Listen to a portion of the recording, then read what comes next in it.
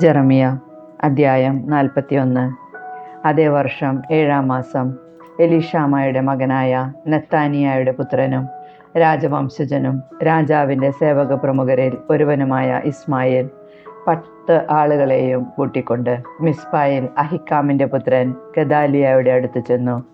അവർ ഒരുമിച്ച് ഭക്ഷണം കഴിച്ചുകൊണ്ടിരിക്കുമ്പോൾ ഇസ്മായേലും കൂടെ ഉണ്ടായിരുന്ന 10 പേരും എഴുന്നേറ്റ് ഷാഫാൻ്റെ പുത്രനായ അഹിക്കാമിൻ്റെ പുത്രനും ബാബിലോൺ രാജാവ് ദേശത്തിൻ്റെ ഭരണാധികാരിയായി നിയമിച്ചവനുമായ ഗദാലിയായെ വാൾ കൊണ്ട് വധിച്ചു. ഗദാലിയായോടൊപ്പം അവിടെ ഉണ്ടായിരുന്ന എല്ലാ യഹൂദരെയും കൽദായ യോദ്ധാക്കളെയും ഇസ്മായേൽ സംഹരിച്ചു. ഗദാലിയായെ വധിച്ചതിൻ്റെ പിറ്റേ ദിവസം, അത് പരസ്യമാകുന്നതിന് മുൻപ്, ഷെക്കേം, ഷീലോ, സമരിയ എന്നിവിടങ്ങളിൽ നിന്ന് 80 പുരുഷന്മാർ മുഖം ക്ഷൗരം ചെയ്തതും വസ്ത്രങ്ങൾ കീറിയും ശരീരത്തിൽ മുറിവേൽപ്പിച്ചും കർത്താവിൻ്റെ ആലയത്തിൽ കാഴ്ചകളും ധൂപവും അർപ്പിക്കാൻ വന്നു. നെത്താനിയായുടെ പുത്രൻ ഇസ്മായേൽ മിസ്പായിൽ നിന്ന് അവരെ എതിരേൽക്കാൻ വിലപിച്ചു കൊണ്ടുവന്നു. അവരെ കണ്ടപ്പോൾ അഹിക്കാമിൻ്റെ പുത്രനായ ഗദാലിയയുടെ അടുത്തേക്ക് വരുവിൻ എന്ന് പറഞ്ഞു. അവർ നഗരത്തിലെത്തിയപ്പോൾ നെത്താനിയായുടെ മകൻ ഇസ്മായേലും കൂടെ ഉണ്ടായിരുന്നവരും ചേർന്ന് അവരെ വധിച്ച് ഒരു കിണറ്റിൽ എറിഞ്ഞുകളഞ്ഞു. എന്നാൽ അവരിൽ 10 പേർ ഇസ്മായേലിനോട്, ഞങ്ങളെ കൊല്ലരുത്, ഞങ്ങൾ ഗോതമ്പ്, ബാർലി, എണ്ണ, തേൻ എന്നിവ സംഭരിച്ച് വയലിൽ ഒളിച്ചു വച്ചിട്ടുണ്ട് എന്ന് പറഞ്ഞു. അതിനാൽ അവൻ അവരെ മറ്റുള്ളവരോടൊപ്പം വധിച്ചില്ല. ഇസ്മായേൽ കൊന്നവരുടെ ശരീരങ്ങൾ വലിച്ചെറിയപ്പെട്ട കിണർ ഇസ്രായേൽ രാജാവായ ബാഷായെ ഭയന്ന് ആസാ രാജാവ് സ്വയരക്ഷയ്ക്ക് വേണ്ടി നിർമ്മിച്ചതായിരുന്നു. നെത്താനിയായുടെ മകനായ ഇസ്മായേൽ അത് മൃതദേഹങ്ങൾ കൊണ്ട് നിറച്ചു. അതിനുശേഷം അവൻ മിസ്പായിൽ അവശേഷിച്ച എല്ലാവരെയും, രാജകുമാരികളെയും സേനാനായകനായ നെബുസരദാൻ അഹിക്കാമിൻ്റെ മകനായ ഗദാലിയയെ ഏൽപ്പിച്ചവരിൽ അവശേഷിച്ചവരെയും തടവുകാരാക്കി അമ്മോന്യരുടെ അടുക്കലേക്ക് പുറപ്പെട്ടു. നെത്താനിയായുടെ മകൻ ഇസ്മായേൽ വരുത്തിവെച്ച അനർത്ഥങ്ങൾ കരേയായുടെ മകൻ യോഹന്നാനും പടത്തലവന്മാരും അറിഞ്ഞു. അവർ യോദ്ധാക്കളെയും കൂട്ടി ഇസ്മായേലിനെതിരെ പുറപ്പെട്ടു. ഗബയോനിലുള്ള വലിയ കുളത്തിനരികെ വച്ച് അവനുമായി ഏറ്റുമുട്ടി. കരേയായുടെ പുത്രനായ യോഹന്നാനെയും പടത്തലവന്മാരെയും കണ്ടപ്പോൾ ഇസ്മായേലിൻ്റെ കൂടെ ഉണ്ടായിരുന്നവർ അത്യധികം സന്തോഷിച്ചു. മിസ്പായിൽ നിന്ന് തടവുകാരായി കൊണ്ടുപോയ എല്ലാവരും ഇസ്മായേലിനെ വിട്ട് കരേയായുടെ മകൻ യോഹന്നാനോട് ചേർന്നു. എന്നാൽ ഇസ്മായേൽ 8 പേരോടൊപ്പം യോഹന്നാനിൽ നിന്ന് രക്ഷപ്പെട്ട് അമ്മോന്യരുടെ അടുത്തേക്ക് ഓടിപ്പോയി. ഗദാലിയായെ വധിച്ചതിനു ശേഷം ഇസ്മായേൽ മിസ്പായിൽ നിന്ന് തടവുകാരായി കൊണ്ടുവന്ന യോദ്ധാക്കളെയും സ്ത്രീകളെയും കുട്ടികളെയും ഷണ്ഡന്മാരെയും യോഹന്നാനും പടത്തലവന്മാരും കൂട്ടിക്കൊണ്ടുപോയി. അവർ ബത്ലഹേമിന് സമീപം കിംഹാം താവളത്തിൽ താമസിച്ചു. ഈജിപ്തിലേക്ക് രക്ഷപ്പെടുകയായിരുന്നു അവരുടെ ലക്ഷ്യം. ദേശത്തെ ഭരണാധികാരിയായി ബാബിലോൺ രാജാവ് നിയമിച്ച ഗദാലിയായെ ഇസ്മായേൽ വധിച്ചതിനാൽ അവർ കൽദായരെ ഭയപ്പെട്ടു. ജെറമിയ അദ്ധ്യായം 42. ഈജിപ്തിലേക്ക് പലായനം. പടത്തലവന്മാരും കരേയായുടെ മകൻ യോഹന്നാനും ഹോഷായുടെ മകൻ അസീറിയായും വലിപ്പച്ചെറുപ്പമന്യേ സകല ജനവും വന്ന് ജെറമിയ പ്രവാചകനോട് പറഞ്ഞു, ഞങ്ങളുടെ അപേക്ഷ കേട്ടാലും അവശേഷിച്ചിരിക്കുന്ന ഞങ്ങൾക്ക് വേണ്ടി നിന്റെ ദൈവമായ കർത്താവിനോട് പ്രാർത്ഥിക്കുക. വലിയ ജനമായിരുന്ന ഞങ്ങളിൽ കുറച്ചുപേർ മാത്രമേ അവശേഷിച്ചിട്ടുള്ളൂ എന്ന് നീ കാണുന്നുവല്ലോ. ഞങ്ങൾ ചരിക്കേണ്ട മാർഗവും ചെയ്യേണ്ട കാര്യങ്ങളും നിന്റെ ദൈവമായ കർത്താവ് ഞങ്ങൾക്ക് കാണിച്ചു തരുമാറാകട്ടെ. ജെറമിയ അവരോട് പറഞ്ഞു, ഞാൻ നിങ്ങളുടെ അപേക്ഷ സ്വീകരിച്ചിരിക്കുന്നു. നിങ്ങളുടെ അഭ്യർത്ഥന അനുസരിച്ച് നിങ്ങളുടെ ദൈവമായ കർത്താവിനോട് ഞാൻ പ്രാർത്ഥിക്കാം. അവിടുന്ന് നൽകുന്ന മറുപടി നിങ്ങളെ അറിയിക്കാം, ഒന്നും മറച്ചു വയ്ക്കുകയില്ല. അവർ ജെറമിയായോട് പറഞ്ഞു, നിന്റെ ദൈവമായ കർത്താവ് നീ വഴി കൽപ്പിക്കുന്നതെല്ലാം ഞങ്ങൾ അനുസരിക്കാതിരുന്നതിനാൽ അവിടുന്ന് തന്നെ ഞങ്ങൾക്കെതിരെ സത്യസന്ധനും വിശ്വസ്തനുമായ സാക്ഷിയായിരിക്കട്ടെ. നമ്മുടെ ദൈവമായ കർത്താവിൻ്റെ അടുത്തേക്ക് ഞങ്ങൾ നിന്നെ അയക്കുന്നു. അവിടുത്തെ കൽപ്പന ഗുണമോ ദോഷമോ ആകട്ടെ, ഞങ്ങൾ അനുസരിക്കും. നമ്മുടെ ദൈവമായ കർത്താവിൻ്റെ കൽപ്പന അനുസരിച്ചാൽ ഞങ്ങൾക്ക് ശുഭം ഭവിക്കും. 10 ദിവസം കഴിഞ്ഞ് ജെറമിയായ്ക്ക് കർത്താവിൻ്റെ അരുളപ്പാട് ലഭിച്ചു. അവൻ കരേയായുടെ മകനായ യോഹന്നാനെയും പടത്തലവന്മാരെയും വലിപ്പച്ചെറുപ്പമന്യേ സകല ജനത്തെയും വിളിച്ചുകൂട്ടി. അവൻ അവരോട് പറഞ്ഞു, ആരുടെ അടുക്കൽ നിങ്ങളുടെ അപേക്ഷകൾ സമർപ്പിക്കാൻ നിങ്ങൾ എന്നെ അയച്ചുവോ, ഇസ്രായേലിൻ്റെ ദൈവമായ ആ കർത്താവ് അരുളി ചെയ്യുന്നു, നിങ്ങൾ ഈ ദേശത്ത് തന്നെ വസിച്ചാൽ ഞാൻ നിങ്ങളെ പണിതുയർത്തും, ഇടിച്ചു തകർക്കുകയില്ല. ഞാൻ നിങ്ങളെ നട്ടുവളർത്തും, പിഴുതുകളയുകയില്ല. എന്തെന്നാൽ നിങ്ങൾക്ക് വരുത്തിയ അനർത്ഥങ്ങളെക്കുറിച്ച് ഞാൻ ദുഃഖിക്കുന്നു. നിങ്ങൾ ഭയപ്പെട്ടിരുന്ന ബാബിലോൺ രാജാവിനെ ഇനി നിങ്ങൾ ഭയപ്പെടേണ്ട. കർത്താവ് അരുളിച്ചെയ്യുന്നു, അവനെ നിങ്ങൾ പേടിക്കേണ്ട. ഞാൻ നിങ്ങളുടെ കൂടെയുണ്ട്. ഞാൻ നിങ്ങളെ അവനിൽ നിന്ന് മോചിപ്പിക്കും. ഞാൻ നിങ്ങളോട് കാരുണ്യം കാണിക്കും. അങ്ങനെ അവൻ നിങ്ങളോട് ദയാപൂർവം പെരുമാറുകയും നിങ്ങളുടെ ദേശത്ത് തന്നെ വസിക്കാൻ നിങ്ങളെ അനുവദിക്കുകയും ചെയ്യും. എന്നാൽ ഞങ്ങൾ ഈ ദേശത്ത് വസിക്കുകയില്ല, കർത്താവിൻ്റെ വാക്കുകൾ അനുസരിക്കുകയുമില്ല. ഞങ്ങൾ ഈജിപ്തിലേക്ക് പോയി അവിടെ വസിക്കും.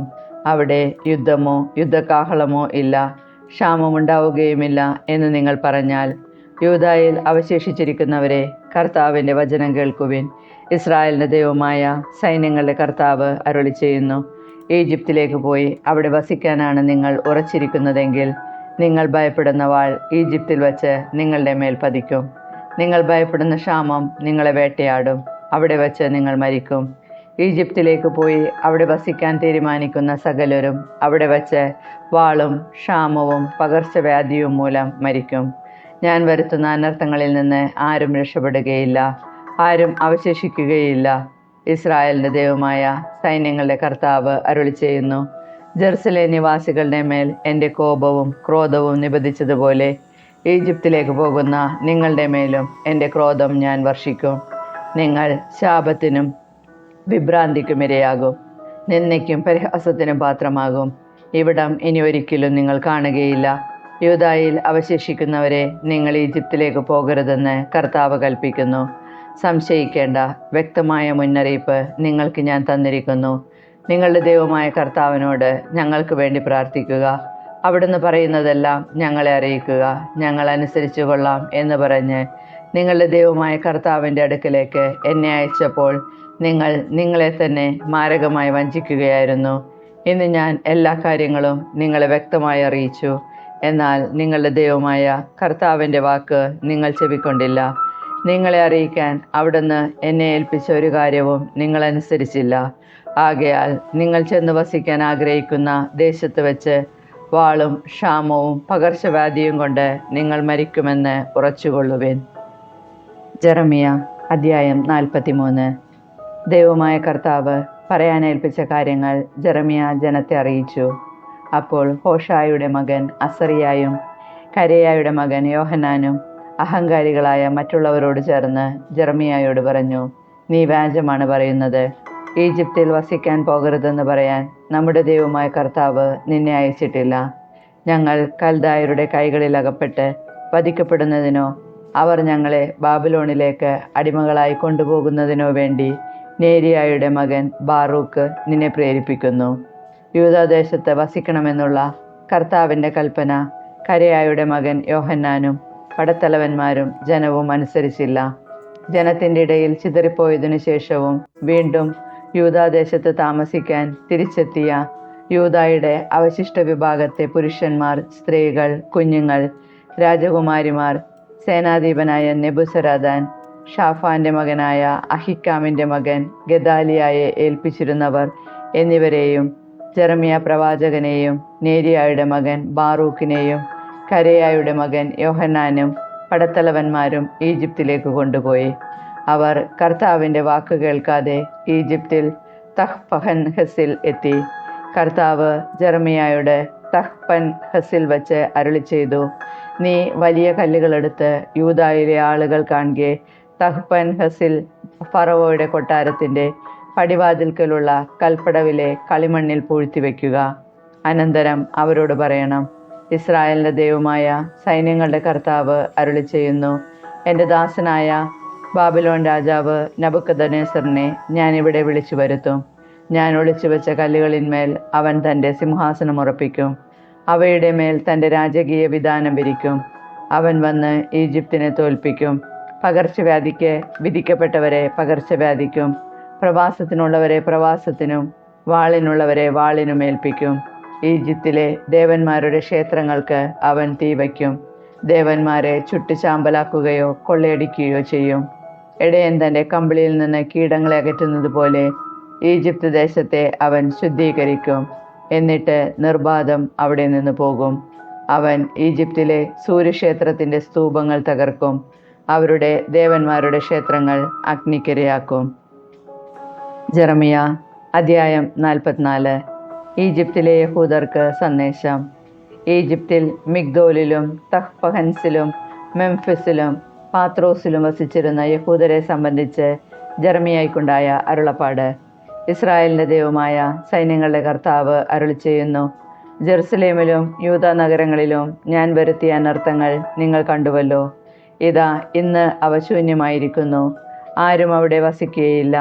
കാരണം എന്നെ പ്രകോപിപ്പിക്കുമാറ് അവൻ തിന്മ പ്രവർത്തിച്ചു. അവരോ നിങ്ങളോ നിങ്ങളുടെ പിതാക്കന്മാരോ അറിഞ്ഞിട്ടില്ലാത്ത അന്യദേവന്മാർക്ക് ധൂപമർപ്പിക്കുകയും അവരെ സേവിക്കുകയും ചെയ്തു.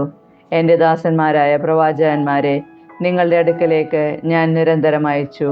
ഞാൻ വെറുക്കുന്ന ഈ നിന്ദ്യ പ്രവൃത്തി ചെയ്യരുതെന്ന് അവരിലൂടെ നിങ്ങൾക്ക് മുന്നറിയിപ്പ് നൽകിക്കൊണ്ടിരുന്നു. എന്നാൽ നിങ്ങൾ അത് കേട്ടില്ല. അന്യദേവന്മാർക്ക് ബലിയർപ്പിക്കുന്ന ദുഷ്പ്രവൃത്തിയിൽ നിന്ന് പിന്തിരിയാൻ കൂട്ടാക്കിയില്ല. അതിനാൽ യൂദായിലെ നഗരങ്ങളിലും ജെറുസലേമിൻ്റെ തെരുവുകളിലും എൻ്റെ ക്രോധം ചൊരിഞ്ഞു. അവ കത്തിയെരിഞ്ഞ് ഇന്നത്തേതുപോലെ ശൂന്യവും വിജനവുമായി. ഇസ്രായേലിൻ്റെ ദൈവമായ സൈന്യങ്ങളുടെ കർത്താവ് അരുളിച്ചെയ്യുന്നു: ഇത്ര വലിയൊരു അനർത്ഥം നിങ്ങൾ വിളിച്ചു വരുത്തുന്നത് എന്തിന്? യൂദായിൽ ആരും അവശേഷിക്കാതെ നിങ്ങളുടെ പുരുഷന്മാരെയും സ്ത്രീകളെയും കുട്ടികളെയും പിഞ്ചുകുഞ്ഞുങ്ങളെയും ഒന്നടങ്കം നശിപ്പിക്കാൻ ഉദ്യമിക്കുകയാണോ? നിങ്ങൾ വസിക്കാൻ വന്നിരിക്കുന്ന ഈജിപ്തിൽ അന്യദേവന്മാർക്ക് ബലിയർപ്പിച്ചുകൊണ്ട് നിങ്ങളുടെ കരവേലയാൽ നിങ്ങൾ എന്നെ പ്രകോപിച്ചുകൊണ്ടിരിക്കുമോ? നിശേഷം നശിക്കാനും ഭൂമുഖത്തെ സകല ജനതകളുടെയും ഇടയിൽ ശാപത്തിനും നിന്ദയ്ക്കും വിഷയമാകാനുമാണോ നിങ്ങൾ ആഗ്രഹിക്കുന്നത്? യൂദാ നാട്ടിലും ജെറുസലേം വീഥികളിലും നിങ്ങളുടെ പിതാക്കന്മാരും യൂദാ രാജാക്കന്മാരും അവരുടെ ഭാര്യമാരും നിങ്ങളും നിങ്ങളുടെ ഭാര്യമാരും ചെയ്ത അകൃത്യങ്ങൾ മറന്നുപോയോ? അവർ ഇന്നുവരെയും അനുതപിച്ചില്ല. അവർ ഭയപ്പെടുകയോ ഞാൻ നിങ്ങൾക്കും നിങ്ങളുടെ പിതാക്കന്മാർക്കും നൽകിയ നിയമങ്ങളും ചട്ടങ്ങളും പാലിക്കുകയോ ചെയ്തില്ല. അതിനാൽ ഇസ്രായേലിൻ്റെ ദൈവമായ സൈന്യങ്ങളുടെ കർത്താവ് അരുളിച്ചെയ്യുന്നു: നിങ്ങളുടെ മേൽ തിന്മ വരുത്താനും യൂദായെ പൂർണ്ണമായി നശിപ്പിക്കാനും ഞാൻ നിശ്ചയിച്ചിരിക്കുന്നു. ഈജിപ്തിൽ പോയി വസിക്കാൻ നിശ്ചയിച്ചിരിക്കുന്ന യൂദായിലെ അവശിഷ്ട ഭാഗത്തെ ഞാൻ പിടികൂടും. അവർ ഈജിപ്തിൽ വച്ച് നിശേഷം നശിക്കും. പടയും പട്ടിണിയും അവരെ നശിപ്പിക്കും. വലിപ്പച്ചെറുപ്പമന്യേ അവർ വാളാലോ ക്ഷാമത്താലോ മരണമടയും. അവർ ശാപത്തിനും നിന്ദയ്ക്കും പരിഹാസത്തിനും പരിഭ്രമത്തിനും പാത്രമാകും. ജെറുസലേം നിവാസികളെ വാളും ക്ഷാമവും പകർച്ചവ്യാധിയും കൊണ്ട് ശിക്ഷിച്ചതുപോലെ ഈജിപ്തിൽ വന്ന് വസിക്കുന്നവരെയും ഞാൻ ശിക്ഷിക്കും. ഈജിപ്തിൽ വാസമുറപ്പിച്ച യൂദായുടെ അവശിഷ്ട ഭാഗത്തിൽ ആരും രക്ഷപ്പെടുകയില്ല. യൂദായിലേക്ക് തിരിച്ചു പോകാൻ ആഗ്രഹമുണ്ടെങ്കിലും അവരിൽ ആരും മടങ്ങിയെത്തുകയില്ല. ഒളിച്ചോടുന്ന ചുരുക്കം പേരൊഴികെ ആരും തിരിച്ചു പോവുകയില്ല. തങ്ങളുടെ ഭാര്യമാർ അന്യദേവന്മാർക്ക് ധൂപമർപ്പിച്ചുവെന്നറിഞ്ഞിരുന്ന പുരുഷന്മാരും സമീപത്തു നിന്ന സ്ത്രീകളും വലിയ സമൂഹവും ഈജിപ്ത് ദേശത്ത് പാത്രോസിൽ വസിച്ചിരുന്ന എല്ലാ ജനങ്ങളും ഒരുമിച്ച് ജെറമിയായോട് പറഞ്ഞു: കർത്താവിൻ്റെ നാമത്തിൽ നീ പറഞ്ഞ കാര്യങ്ങൾ ഞങ്ങൾ അനുസരിക്കുകയില്ല.